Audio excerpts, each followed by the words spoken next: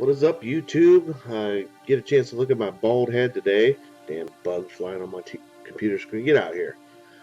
This is a response video to Loch Snes Monster's tag. Apparently he tagged me before and I must have missed a video. Sometimes, you start clicking the boxes to watch later, and then your list gets like this big. And then finally just got to go in there and clean house. I must have cleaned house on one of his videos because I usually watch all of it. So I apologize about that, bud, but I'll do this video.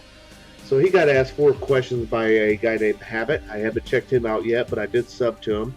Loch Snes Monster likes him. He's probably a good cat. But the 4 questions were, the first one was, what or who got you into playing video games?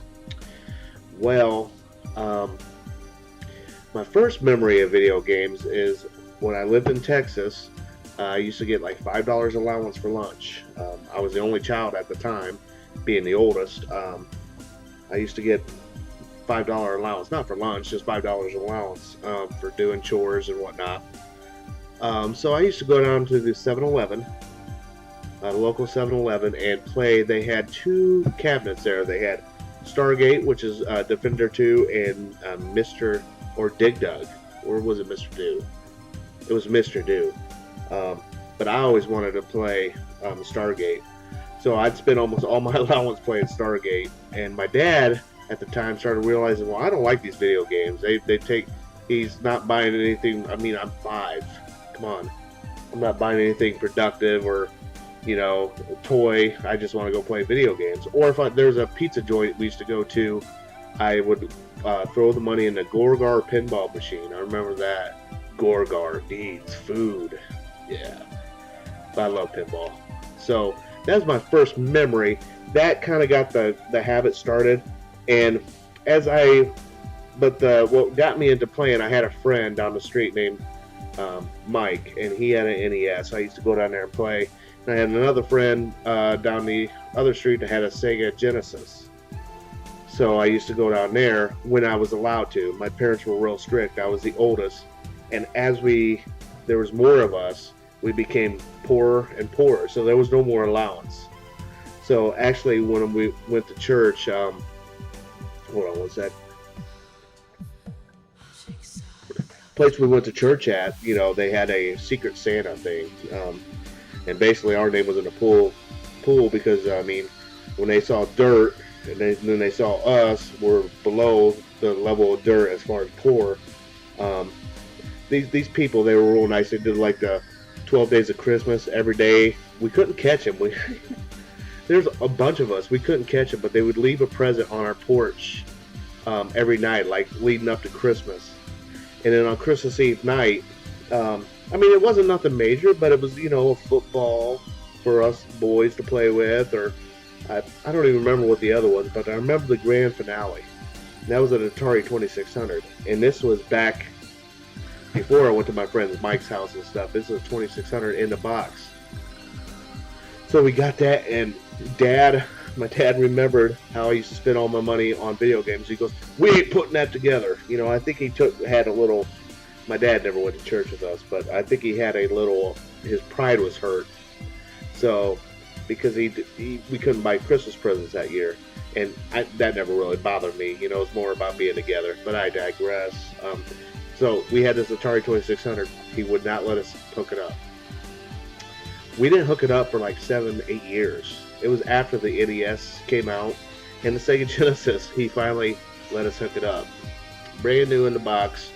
And we hooked it up on a little 13-inch black and white TV. And me and my 2 sisters, we played Pac-Man all night long.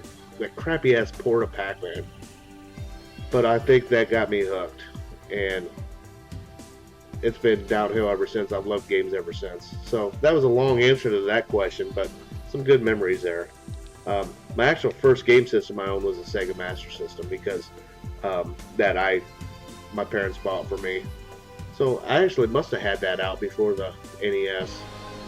It was like 2 years, the next year or the year after, I got a Sega Master System for for Christmas because everyone had an NES. I wanted to be different, so I got a Sega.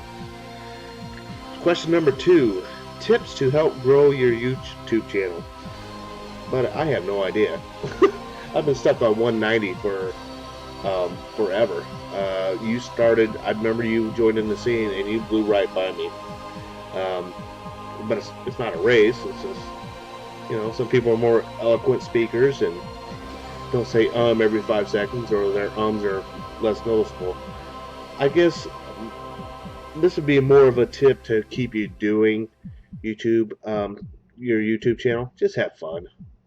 Whatever it is, just have fun. I mean, I don't care if it's you play videos or let's play videos or garage sale pickups. I enjoy pickups. I do enjoy the gameplay videos. They just seem to, they never get any views. That's why I don't do them. It's just by the time I hook everything up, and you know, it's not hard to do the recording. It just takes about 25-35 minutes to hook everything up. So grow you know, like Loch, Snes Monster said, just have fun with it. People can see a genuine attitude. That's the best advice I can give you. Number 3, tips to make a good YouTube video. Again, I have no idea. Drink lots of beer. 2 down, 1 to go. Let's finish this guy off. Get on. Oh. Beer. That beer. This is beer. Beer is falling from the sky. It's raining beer. Actually, they've been getting better. Editing is fun. It can be kind of fun when you find some stuff, or you're in that moment of comedic genius, which don't happen all the time, but it can be fun to pull clips here and there. Just not show the same old air. This is this game. I don't know. I haven't played it yet. That's usually me because I haven't played it yet. I'll get to it in a couple years, but I haven't now. So I guess again, it goes to tips to make a good YouTube video. Just have fun with it. I mean, explore editing if you got the time. A lot of times I don't. You know, like a lot of people on here, we're busy adults. But if you have the time to sit there and tinker around with everything, and it can be fun. So that's my advice there. And you don't need a lot, like he said. You don't need the high dollar equipment or anything. I mean, it helps, but I mean, who can afford that? If I'm gonna spend $300 on a camera, I'm sure that people spend a lot more. I'd rather spend that $300 on some games. I don't know about you, but that's my preference. So, and the last question is, what are you doing to further my channel? I'm not. Still waiting on that heifer, Julio. Fuck you, fuck you, fuck you. You're cool. And fuck you, I'm out.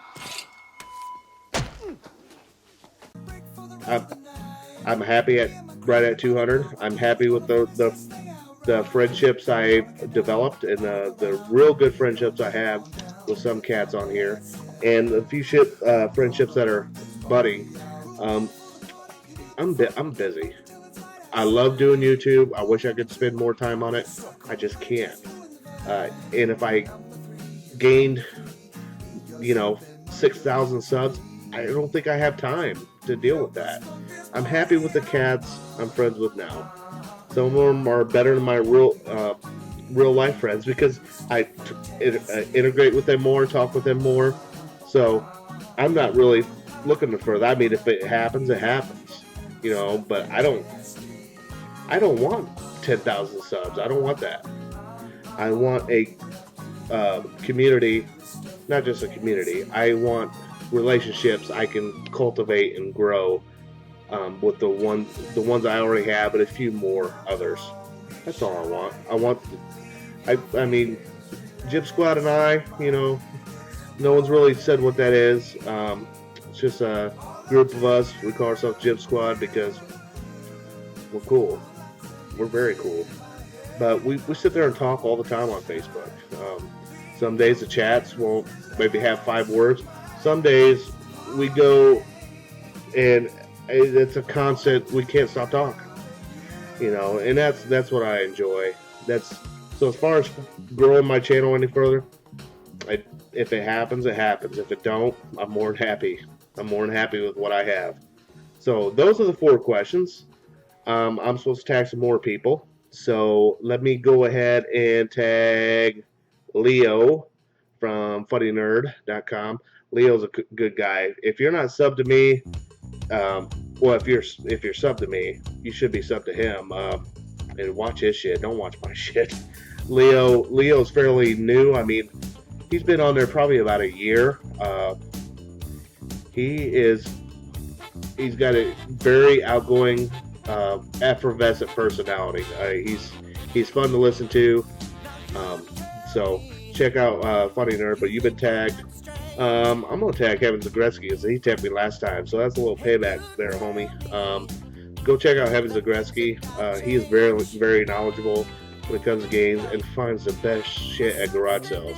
If you need a pickup, if you need a pick-me-up, a morale boost for garage sales, get to know Kevin Zagreski.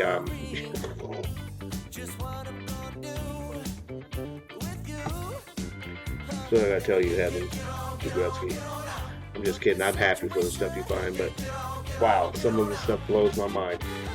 And I think, let's see, who else? I had another person in mind I was going to tag, and that does slip my mind. Hold on 1 second.